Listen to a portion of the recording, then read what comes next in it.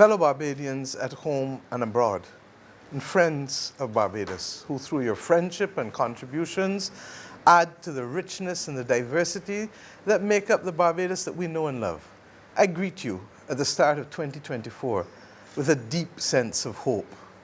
Mine is the kind of hope that each of us feels at the start of a new year, with its dual potential of promise and uncertainty. It is the kind of hope that we can feel collectively as a nation when we look back at our accomplishments of the last year, even in the midst of the struggle and the global challenges which affected national and international well-being. It is in recognition of the promise and potential which a new year holds that we make resolutions and we plan for the year ahead. Each of us knows it. We do so conscious that all of the elements of happiness and delivering a good year are not necessarily within our control, but we do have the capacity to positively shape much of what happens as we must, and always, we must find the determination to do so. Indeed, it is on the issue of how we will approach 2024 that I address this country at the start of this new year. Despite the uncertainty of the global situation that I just mentioned, Barbados has ended the year on a high note. Jobs continue to open up and new opportunities are being created. Thousands of Barbadians have been and continue to be trained for existing and indeed new jobs that are emerging from the projects that are coming on stream in construction, in the tourism sector, and in the digital sector globally and locally. The measures engaged by the government brought about a fall in inflation in August 2023, where it dropped to 4.4%, down from an initial 6.3% at the beginning of the year. And this, my friends, is contrasted to the 13.9% average inflation across Latin America and the Caribbean. Our food crop production grew by 24.3%, taking us closer to reducing the food import bill and to achieving food and nutrition security and sovereignty, which is our clear 2030 goal. With new pushes in marketing and increased airlift, tourism arrivals shot upward. Visitors from the United Kingdom continue to grow at a pace surpassing pre-pandemic levels. And our visitors from the USA and Canada this last year came roughly to 87% of pre-pandemic levels. But I don't need to tell you that if you walk anywhere in Barbados, the place is full of visitors. Our national insurance scheme was put on a sound footing to ensure its sustainability and the availability to benefit all Barbadians into the future. And this was no small feat when one considers and bears in mind that Barbados' national insurance scheme carries the third highest benefits in the region, although having one of the smallest populations to support it. The National Insurance Scheme Unemployment Fund has also been fully recapitalized. And indeed, the sustainability of the public sector pension scheme has been reinforced. Public safety, generally, was enhanced in 2023. In particular, the number of murders were less than half of what they were in 2022, indeed from 43 to 21. The efforts of the Barbados Police Service, coupled with government social interventions and crime prevention program, are evidently taking root.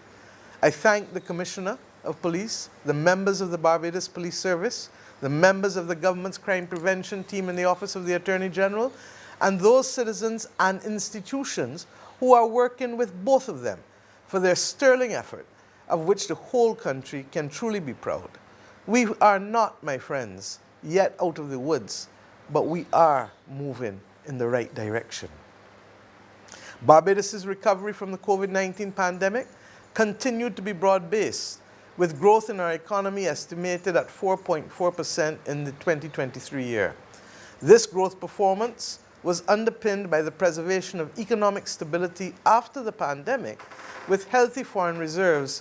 Indeed, gross international reserves stood at $2.989 billion, or just above 31 weeks of import cover.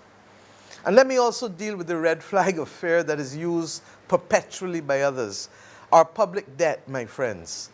Our public debt is lower now than when this government came to office in 2018. In fact, the debt to GDP ratio continued to fall And at the end of December, a few days ago, debt stood at 114.9%, lower than it has, as I said, at any time since we have come to office in 2018. Thank God we are getting this problem of a high debt to GDP ratio behind us and continue on that downward trajectory while doing all of the things that we are doing.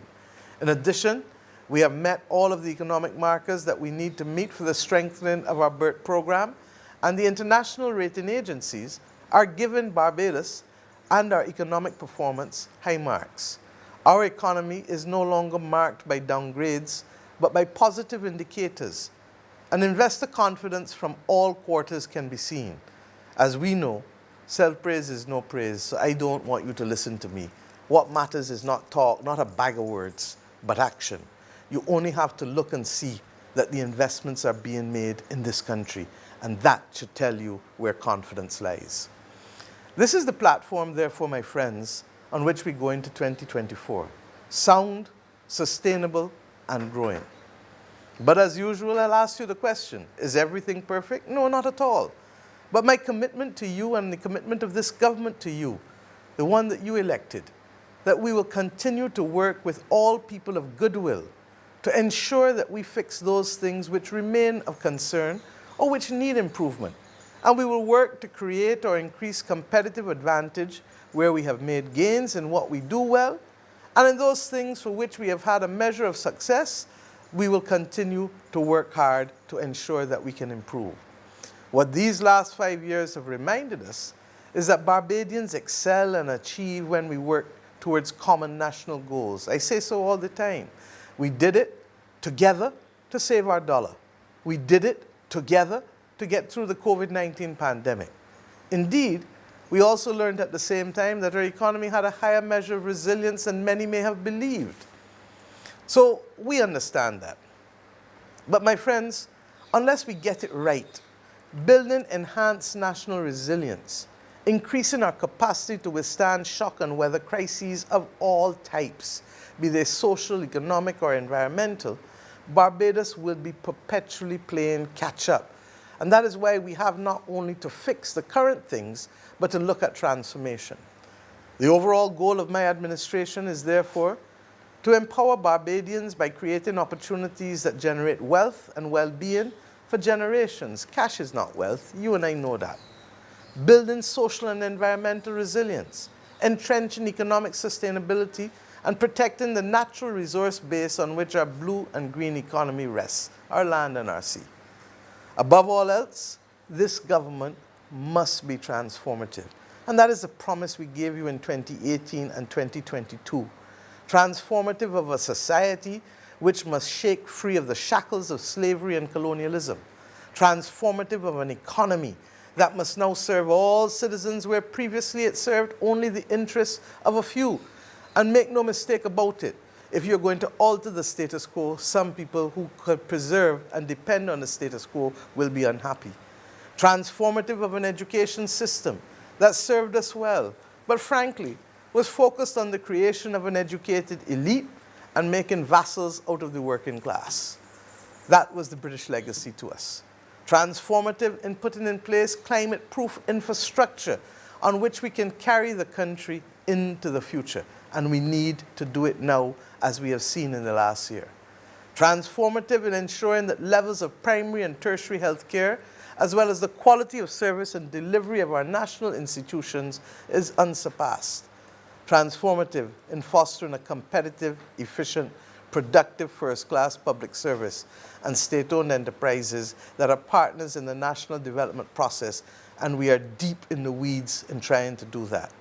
Transformative in incentivizing the local private sector to be truly entrepreneurial and to see not just Barbados, but the world as their marketplace. Transformative in creating equitable and fair conditions for our workers who make the difference, as we learned in COVID, to whether we function or don't function as a society. Transformative in working together as a family to eliminate poverty from our landscape while empowering all citizens to understand their purpose and mission, their rights and responsibilities. Those 4 out of 5 who are above the poverty line can lift the one who is below. and transformative, my friends, in the opportunities and futures we must deliver for our young people, encouraging them to stay at home in this country and to use their training, their creative imagination, and their God-given talents to join with us in building the future Barbados. Indeed, working together towards Mission Barbados by 2030. My friends, at the start of this new year, we can and should celebrate our successes as a nation while conceding the things that are not yet where we want them to be. And yes, much work remains to be done. Government's immediate priority is to deal with some of the persistent and nagging and niggling problems that are irritants for all of us. Reinforcing the basics must be a priority. Aged and aging infrastructure is therefore a challenge that we must get on top of. In our first term, in pursuing our mission-critical agenda, this government was confronted with multiple infrastructural issues which were all at crisis level. Let me remind you, they included the state of the roads, the water supply and distribution, the garbage collection, the public transport, the Bridgetown and South Coast sewage systems, to name a few. And while we reaped relatively early success in wrestling these issues to the ground, and while we have ensured that these issues have gone in a way that no longer are with us, my friends, let us recognize that we are at a situation where government's immediate priority is literally to be able to move them. Our roads continue to be a concern. Like you, the Cabinet and myself drive on this country's roads. We do so along with other members of Parliament and other members of your family. There is no doubt that they need attention. Recent heavy and unseasonal rains have caused damage to the road and have made it difficult to actually carry out the repair work over the last few months in a timely way. When I speak about the climate crisis, I don't speak so in a vacuum. I speak so because it is real. So that let us believe that even though we are doing roads, that climate crisis, and in particular the heavy rains of the last few months, caused us serious concern. They were unseasonal, and the convection rain are things to which we are not accustomed. But it is what it is. Without prejudice, therefore, to the Chinese Scotland District Programme and the CAF Roads Programme, both of which focus on reconstruction of roads, the government will now add a new mill and pave road repair programme to address the state of the island's entire road network, where the challenge of the number of potholes has significantly compromised road quality. Red Plastic Bag warned us almost 30 years ago to watch for the holes. and we took that warning very seriously. But regrettably, because Barbados has such an extensive road network, the obligations are huge on us. The pothole problem for us must stop being a problem, in the same way that we must also focus on the paving of village and tenantry roads where people live, and not just highways and byways. The new mill and pave program, which will be outsourced to the private sector, will be worth approximately $30 million and will cover about 45 kilometers and will be undertaken between now and the end of this financial year on March 31st. That 45-kilometer targeted mill and pave program is separate and apart from an extensive pothole repair program which will be undertaken as a matter of priority to cover those potholes that are clearly not part of the 45-kilometer mill and pave program. We will replace the mains and fix drainage to new standards where necessary, even in that program. Our reality in this climate crisis is that we must work twice as hard in the dry season to compensate for the time that we will lose in the rainy season. In the first 6 months of last year, our rainfall was half what it was in the 30-year average. And in the last few months of last year, you could not find 3 days straight that did not have serious rain affecting the capacity to do outdoor work. Our reality has therefore changed, and we must make hay while the sun is shining. Be assured, my friends, the new road construction program, therefore, will be designed to be climate resilient And you will hear more about these programs in the coming weeks from the Deputy Prime Minister. With respect to water woes, these too must become a thing of the past. But this is an ongoing mission and a moving target because much of our infrastructure is more than a century old, as we've said. To date, the central government has provided the Barbados Water Authority over the last 3 years with significant subventions in a way that has never happened before. 2 years at 30 million and this year at 20 million, allowing us to be able to undertake other projects and without prejudice to the grant money of another 80 million that we have now secured for the Barbados Water Authority. We've continued to install new mains, we've continued to build new reservoirs, we've provided independent power generation to almost all of our reservoirs, and I'm advised by this year all will have independent power generation. This has resulted in improvements in the worst affected communities like St. Joseph. However, there are other communities that are still awaiting their fix. And as I've had to say in the parish speak, from month to month, it can't all happen at one time, but we will continue. As a result, during the course of this year, we will continue to fix these efforts at the community, focused on community relief, especially in addressing the problem of brown water now being experienced not only with districts in St. Lucie, but also more recently in St. George. Let us accept, however, that Barbados has been classified by the United Nations as one of the most water-scarce countries in the world. Not now, but for some time. But we must now ensure that every one of us must make the effort to conserve, to use water-saving devices, sensor-triggered taps, or those which shut off quickly and automatically. Our water challenges are made more so by the climate crisis. It is up to all of us, my friends, to have household water management plans, to not waste water, and to treat every drop of water as if it is precious, because it really is. Water is, in a real sense, the new oil.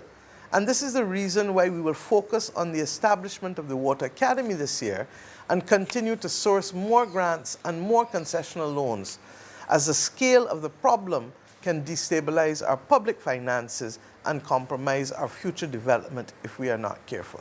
The reality is, even if we had all the money in the world, the disruption caused by the state of the infrastructure would mean that we would still need at least 15 years to replace our entire water infrastructure in this country. It was put down over decades, a century ago. And then, my friends, there's been the issue of sick buildings and general maintenance. It is clear that the poor maintenance of buildings, including the inadequate servicing of air conditioning units, further compromised, I'm told, by the Senior Minister for Infrastructure, by the ashfall that we had in 2021 and the extreme heat that we have seen in 2021 and 22. All of these things have built on top of poor maintenance to create a perfect storm. In both the public and private sector, we are facing conditions that are seriously impacting our workers. Indeed, in the last year, some 38 buildings owned not just by government, but also those by private persons were temporarily closed at different points over the course, as I said, of the last year. The government proposes to put in place specialist units utilizing private sector and public sector teams to carry out corrective action and continued property maintenance. These plans must be executed and adhered to by all. On the issue of healthcare, I know that many of you are concerned. And believe you me, it is on our front burner. The Queen Elizabeth Hospital will receive a capital injection of $130 million to replace aging equipment and to acquire new pieces of important equipment like an MRI and like a linear accelerator for cancer treatment, and in this year, 2024. We believe that these pieces of equipment, the ones that I just mentioned, for example, will be available for the institution for the very first time. They never had an MRI or a linear accelerator. The first $65 million has already been settled, and we anticipate that the second phase of the $65 million will be settled shortly. And both of these have been secured without a government guarantee. Phase 3 of the accident and emergency renovations is almost completed, and may I remind you that when phase 3 is completed, there is some work that still has to be done in the existing A&E as a result of experiences learned since the COVID pandemic. Those refurbishments, I'm told, will finish before the middle of the year. In addition, however, the planned expansion of the Queen Elizabeth Hospital will also be addressed and will be completed during 2024 to 2025, ensuring that we start physical works before the end of this same 24 to 2025 financial year. There will also be a renewed focus on the polyclinics, where our healthcare workers are the first line of defense in primary care delivery, especially in our fight against NCDs. And we have heard many complain about the state of the polyclinics. These polyclinics will benefit from upgrades over the next 3 years, refurbishment, and indeed new construction in 2 instances. The needs for additional staff at the Queen Elizabeth Hospital and the polyclinic, however, are also being met immediately. With respect to the seasonal issue of dengue, we have already started an intensive dengue mosquito control plan, the components of which have been increased, and continued fogging targeted at the adult mosquitoes is taking place. We are also putting in place other measures to address the elimination of stagnant water and bush around the island. The Ministry of Health is in discussion on initiatives as well to eliminate in the medium term the Aedes aegypti mosquito through the technology that exists, recognizing that this mosquito carries the dengue, chikungunya, and Zika virus that threatens life and causes severe illness to many. Nevertheless, my friends, you know I can talk to you straight. It is critical that we as Bajans accept that this battle must be fought not just by the actions of our government, but by the actions of each and every household and business in this country. The continuous rains that we were having mean increased collection of water, especially in areas where people are keeping bulky waste and other receptacles in their yards. But also with plants. I discovered in my garden I had a plant that was carrying water, and I had to take those plants out the garden. There has to be vigilance and increased public education for all of us in order to minimize for the spread of dengue. And Bajans should remember that the public health inspectors can and will find households where mosquitoes are breeding in stagnant water and where those households fail to heed the instructions of the public health inspector to deal with the stagnant water. The legislation that I've mentioned to you for some time is finally ready. That legislation that places responsibility on property owners for the maintenance of overgrown lots will be laid in Parliament when Parliament resumes later this month. So everyone be on guard and be on notice. If you own land, you got a responsibility to take care of it. And you can't just benefit from the capital appreciation that you expect it to give you. With respect to garbage collection, we know that there have been some challenges, and we have already announced to the public the additional trucks that have been procured and the ones that are on the way. And we thank the Maria Holder Trust also for also assisting in this respect, but the government of Barbados has bought as well and will continue to buy. It is our intention to undertake the route optimization plan, and the workers' incentive that I referred to and asked the SSA to settle is also being prepared for negotiations with the unions and the workers. It is our goal, my friends, to build up over time to a minimum of 2 weekly collections in every community in the country. 2 weekly connections. It's not beyond us, and we shall do it. With respect, however, to the dengue problem, I've asked the SSA to extend a bulky waste collection program for the month of January to ensure that we use not just the public trucks, but also private trucks. So Bajans who didn't get to finish cleaning around the house at Christmas, you're going to get the chance to continue to do it between now and the end of January, because the life that you may be saving is yours or one of your families. Let us keep the place clean and remove all receptacles that can gather water. Government can do its part, but you have to do your part too. And as I said, when we work together, we achieve things together. And let me go now to the cost of living. Let me remind you too of some things, and let me show you how we can continue. We know that most of our inflation is imported, and we continue therefore in the course of the last 2 years to have placed continued emphasis on reducing the cost of living while enhancing, for example, food security and sovereignty by myriad measures. People must be able to eat and afford basics in life.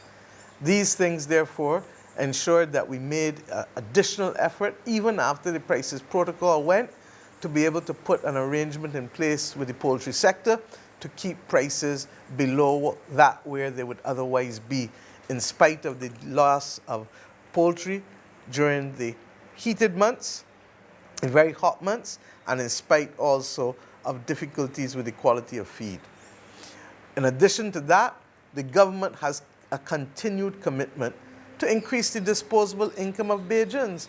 In 2019, we did extensive tax reform to put more money in people's pockets.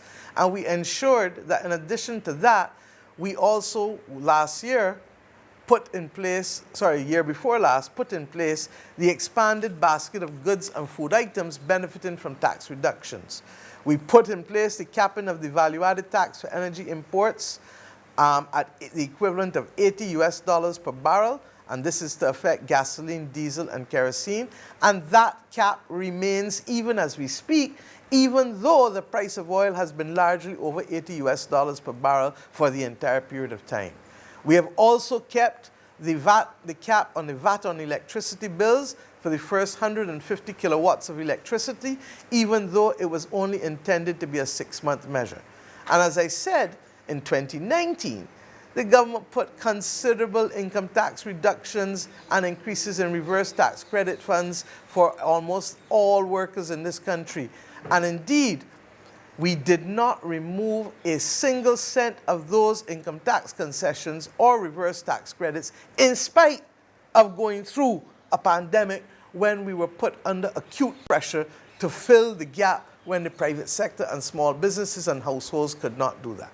In spite of all of that, my friends, in this last year, you saw us also make available the concession that there shall be no land tax for the first $300,000 of property value, and that led to tens of thousands of Barbadians being taken off of the land tax roll. My friends, all of this was to increase disposable income, recognizing that not only can we try to control prices, but that we needed to make sure that individual households would have access to greater levels of income to go forward.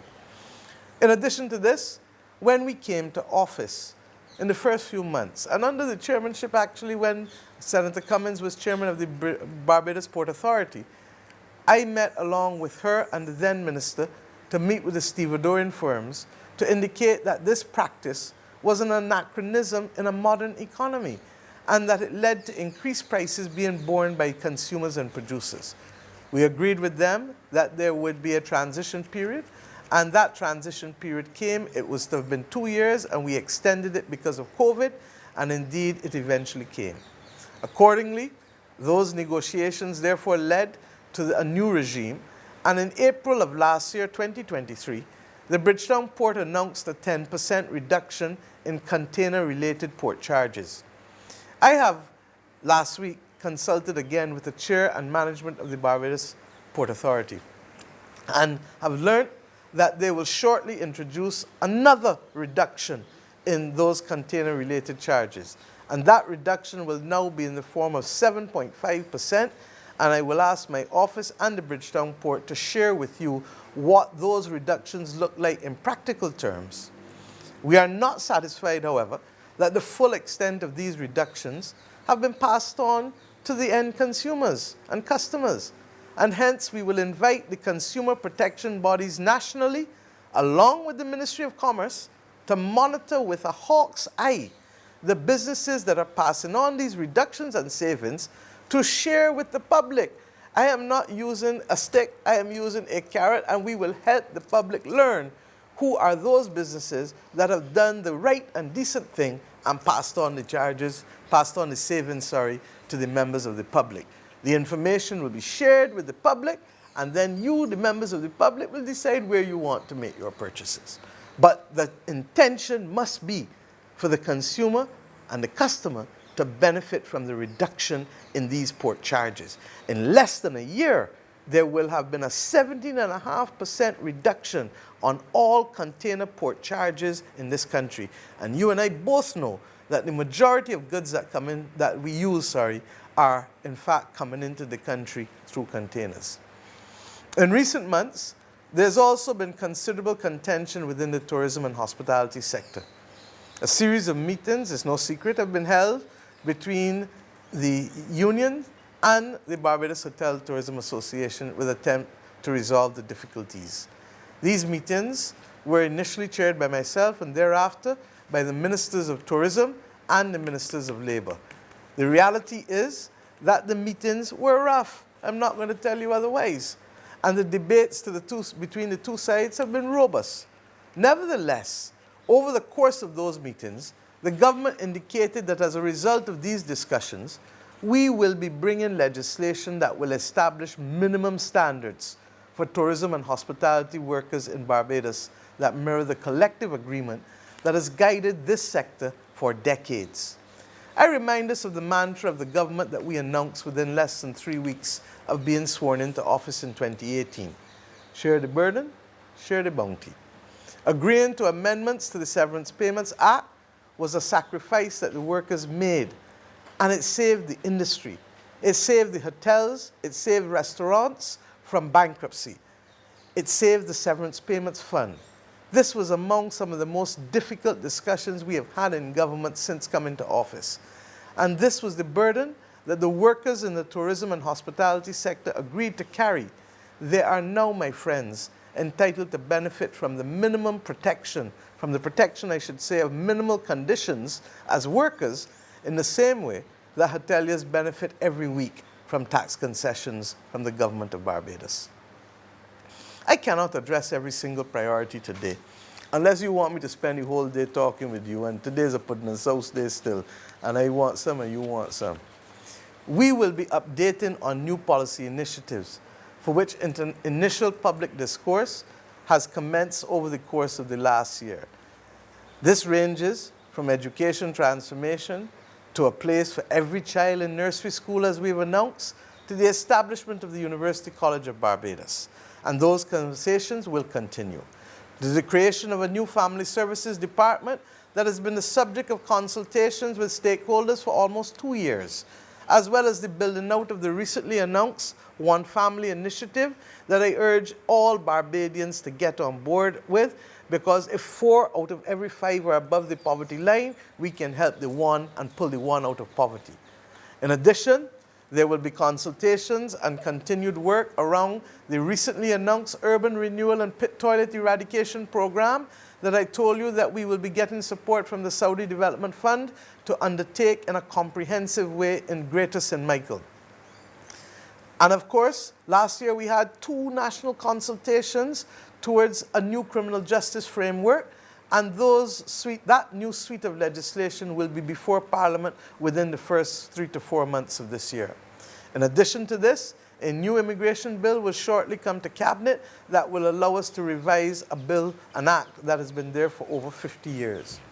We also anticipate shortly the receipt from the Social and Environmental Committee of Parliament, the new standing committee, a report on the child justice and child protection legislation.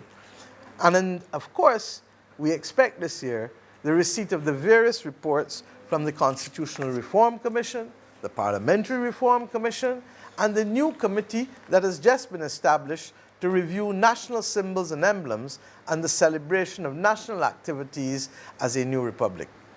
We also have already received the report on the Commission on Persons with Disabilities, as also the report dealing with the People's Assemblies. And we are committed to reviewing and implementing aspects, if not all, of those reports as necessary and as desirable. Only yesterday, it was confirmed that Barbados will host the Media Center and a large number of games for Cricket World Cup 2020, the T20 tournament. The 3rd largest global sporting games is cricket. And those finals will now culminate at the iconic Kensington Oval. That makes us all very proud as Barbadians that in less than 20 years, we are now hosting the third global finals in cricket, which is the third most popular sport in the world, on a country that is 166 square miles. This, as I said to former cricketers and to the heads of government, cricket is in our DNA. And while this was only publicly announced yesterday, the truth is we have been preparing for this for the last 2 months in anticipation that there was a distinct possibility that it might be ours. We learned to prepare and be ready. And once again, I now say to you, as a family of Bajans, we will welcome the world to our shores very shortly. And as with every big family event, we must ensure that we put our best foot forward. This will be an excellent dry run for the We Gathering next year, when parish by parish, we have now invited all Bajans to come home in 2025, recognizing that 2025 represents 400 years since the landing of the British that led to the modern settlement of our nation. You will hear more about that as we go forward. So my friends, in 2024, government policy will remain focused on sustaining the momentum in economic growth, maintaining healthy foreign reserves, further strengthening our fiscal position, increasing the number of employed people, and ensuring the continued trajectory of improving debt indicators while confronting the reality of a declining population. To achieve these objectives, government reforms will step up the restructuring program for state-owned enterprises, further strengthen fiscal performance, together with stronger revenue mobilization, as we have done recently with our recent corporate tax reform. Increasing investment from all quarters, not just those with a lot of money, but everybody who has a little savings that they want a little more than 0.001% from the bank account from. We are going to help sensitize you and train you, because investment is important, and as I keep saying, cash is not wealth. And we need to be able to ensure that you can invest, whether it is land or shares, in order to be able to have something that can grow in value and that can be passed on from generation to generation. This is necessary for the continued robust growth, and this is what the BERT program too is based on: growth and investment. Public investment will also continue to focus on improving our infrastructure and enlarging the training opportunities to increase the number of skilled workers. Our greatest fear is that we will have a need for a number of skilled workers that we cannot find within our geographical boundaries, and that is why the government has implemented the Construction Gateway program 18 months ago, as well as is now doing many of these training programs in the digital and ICT sector, because those jobs are available globally without you having to leave the rock. In addition, improving business conditions with the establishment of Business Barbados, as we have announced recently when I addressed the Chamber of Commerce, is an important priority of government policy in order to let us tackle the bureaucratic delays in the investment process and stronger domestic investment promotion activity to complement, therefore, the work that is already being done by Invest Barbados and Export Barbados. I genuinely believe that Business Barbados will make a difference to the quality of the ecosystem of doing business in this country, and I look forward to its functioning within the next few months. Accordingly, my friends, there will also be, against that backdrop of all of these things, a comprehensive update in Parliament during the estimate sessions that will start in 4 weeks' time, to ensure that there is continuous and rigorous updates on state-owned enterprise reform, which was badly delayed, as we all know, by the COVID-19 pandemic, the performance of the productive sectors, which I can't get into in full detail today, and the transition to the renewable energy industry, much of which you've heard in recent debate as Parliament closed just before Christmas, and on the expansion of our housing program beyond the number of houses that have been built last year, recognizing that if we are to reach the 2,000 houses per year, the industrial process that we are putting in place is critical. And indeed, During those estimates debates, you will also receive a comprehensive update on the large number of capital projects. There are over 170 capital projects that the senior minister briefed all of the senior ministers, the deputy prime minister and myself on yesterday, that are at various stages of development and planning. My friends, much is happening. Let me address, however, the governance issues as well. This government has tried to improve communication, transparency, and governance.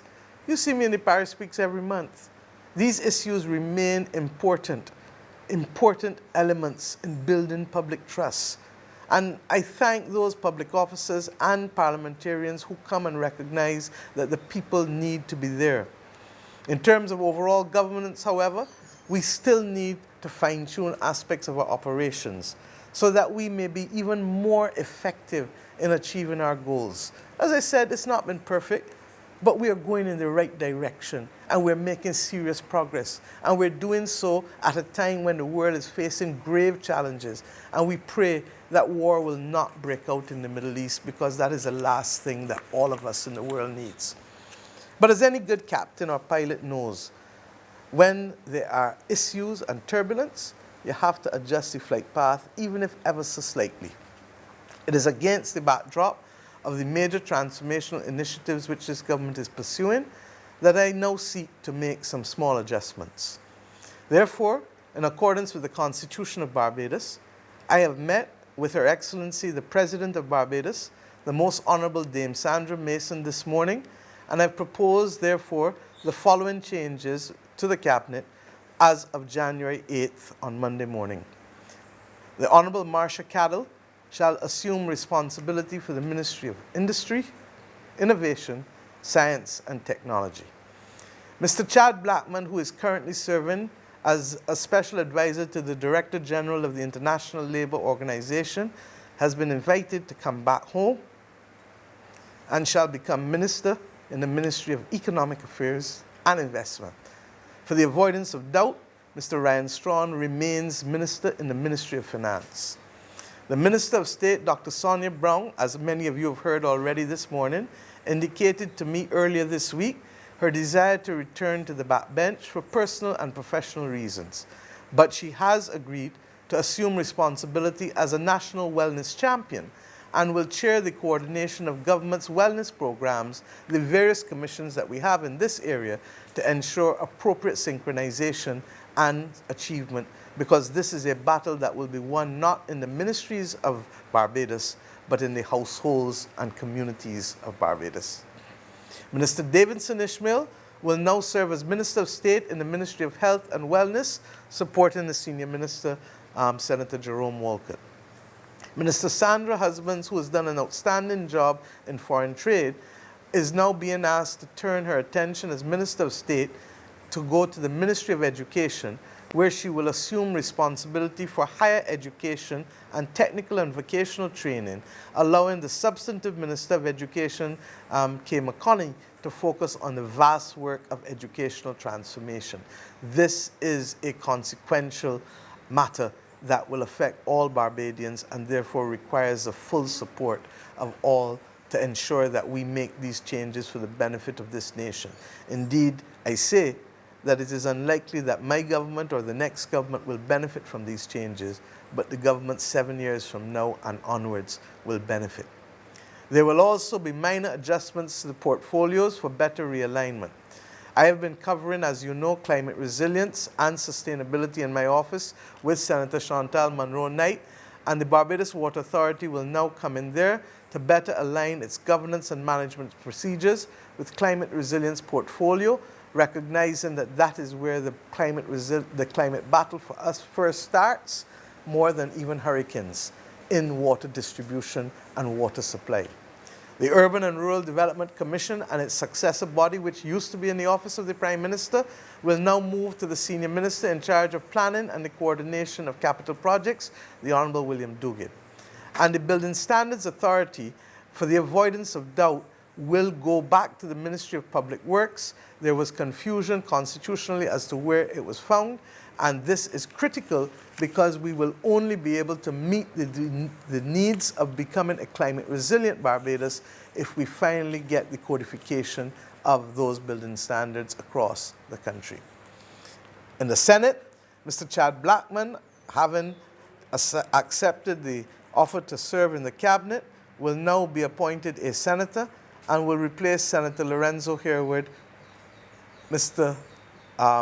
Reverend Charles Morris will also be appointed as senator to replace Senator Shanika Roberts-Odle. There are also a number of changes to our diplomatic representation in foreign jurisdictions. I've asked Ambassador Noah Lynch to demit office as of January 15th this year, and I have asked him to assume the very serious responsibility for the important task of chairing this country's effort to host the world here in the Cricket World Cup finals in June of this year. This is a mammoth responsibility and for which we only have 6 months, and I'm satisfied that Ambassador Lynch's expertise will guide us safely with respect to those who have already been doing excellent work on the ground in preparations. Accordingly, I have asked Mr. Vic Fernandes to assume the position of Ambassador to the United States of America, and those processes will now be put in place to seek agreement. Ms. Sharon Marshall will be appointed as Ambassador to the Republic of Cuba. Mr. Cleviston Haynes, previously Governor of the Central Bank, has been appointed as Ambassador to Ireland. And Mr. Lorenzo Harewood is now to be the new Consul General in New York. Mr. Oral Holder has already been appointed, as you know, as Deputy High Commissioner to the United Kingdom. My friends, we will be announcing further changes to the diplomatic appointments over the next 2 months. I should advise that in May of this year, Barbados will be taking over from Ghana the chairmanship of the V20 countries of the world, vulnerable countries, a global partnership of 68 countries from Africa, Asia, the Caribbean, Latin America, and the Pacific, which are disproportionately impacted by the consequences of the climate crisis. It is proposed that Senator Ambassador Elizabeth Thompson, who is Barbados's Ambassador for Climate Change, Law of the Sea and Small Island Developing States, will assume responsibility as my Sherpa for the period of time that Barbados will chair this most critical of groups on the global landscape. This appointment should be seen as supporting the transformative agenda that the government has framed for our development. Particularly, it is driven by my personal need to broaden the participation of competent persons who can assist me in sharing the burden of international responsibility. Indeed, our outstanding participation internationally has made the difference in our capacity to attract the kind of international assistance to overcome many of the challenges that have caused others in similar circumstances to crumble. We have assembled a great team, and I want to thank Professor Avinash Prasad, who has served and who is now going to the Inter-American Development Bank to advise the president of that bank on these matters of climate crisis. But at the same time, citizens should appreciate that there are times when there is simply no suitable candidate for someone who carries a high responsibility to lead. My oversight of the transformation, however, on the ground is always important, and the external interactions that I may have will not at any time take me away from local issues. As Sherpa, Ms. Thompson will do some of the heavy lifting for me, but rest assured that when I am outside, even when I have to go outside, technology has made it possible for oversight to be maintained every minute and every hour, even if the victim is asleep, as you know. Rest assured, pun not intended, I will not take my eyes away from all that is happening in Barbados, even when I am off island. For as I have said, technology is that game changer, so much so that you can hear my voice through technology, irrespective of the fact that you're not at a Lara court even now. I would like to thank all for their service, all who have served, and all who have served not just in the cabinet, in the Senate, and those who have represented our country at the very highest levels diplomatically. We owe you all a debt of gratitude for your service, and we thank you for your continued commitment to the cause of Barbados and to the government and people of this country. I also want to thank the members of my parliamentary party and cabinet who continue to lift the heavy weight. I say all of the time that when you signed up for this, you really didn't expect that you were going to have these 5 years that we have seen. My friends, in normal times, the work of the cabinet is complex and stressful. It requires confidentiality, and the level of the responsibility is not always fully appreciated by those who have not known what it is to lead or serve in a country and to make decisions for the well-being of people.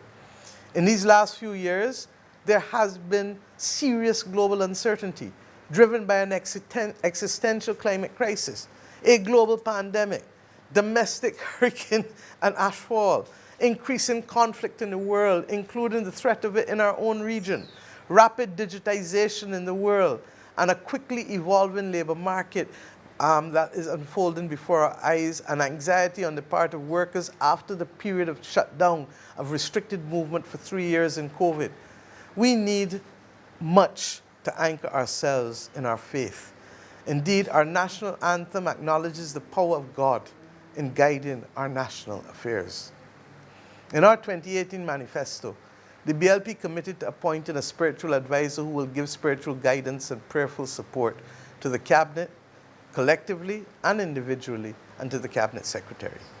The role will require availability to cabinet as necessary, and since the appointee is will usually be one who is already serving congregations, we have chosen to appoint 2 people, recognizing that 52 weeks a year, 365 days a year, you never know when the need for that support will come. I want to thank both the Reverend Joel Cumberbatch of the Wesleyan Church and Reverend Dr. Adrian Smith of the Moravian Church for agreeing to serve in the capacity as spiritual advisors to the Cabinet of Barbados. We are breaking new ground. I'm concerned that we need to strengthen also our moral and religious leadership in our country, and that government must build new partnerships with the church in addressing social challenges. I therefore very much hope that the example that is now being set by these appointments will be followed by other institutions and corporate entities. And I fully anticipate that there will also be discussions during the course of this year and ongoing where we as a mature society and family must come together and sit down and not talk at each other, but talk with each other. And that is the leadership. I cannot guarantee agreement on all issues, but I can guarantee conversation and maturity. On the matter of enhanced accountability, I'm also putting in place the delivery of a formal monthly report to the country by various ministries on a rotating basis, such that at least twice a year ministries can account to people. I too will account to the country twice a year, and these conversations with the country, like Paris Speaks, where MPs and I already meet with you, will be informal, no holds barred communications in which we will report and listen to you, the people of this country, and respond to your needs and wishes.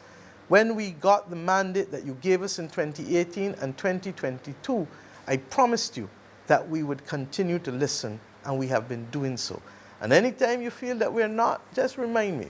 But I know in our heart of hearts that is our desire, and it has been our action for the most part.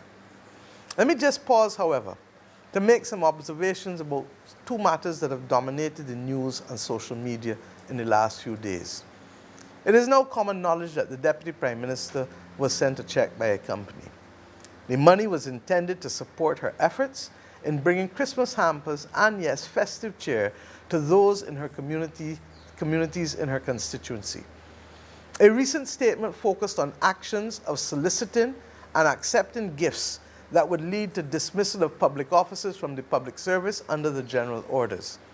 I have spoken to the Deputy Prime Minister, and she has been very clear in her response.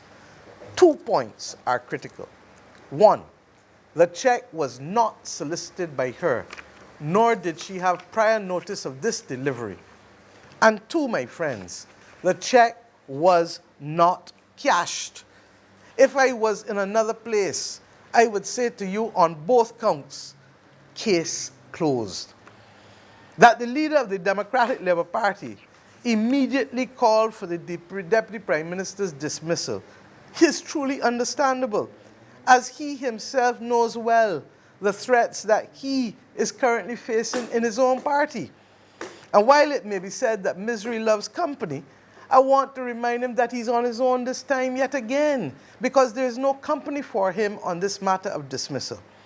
The truth is that what he is really looking for is a political equalizer.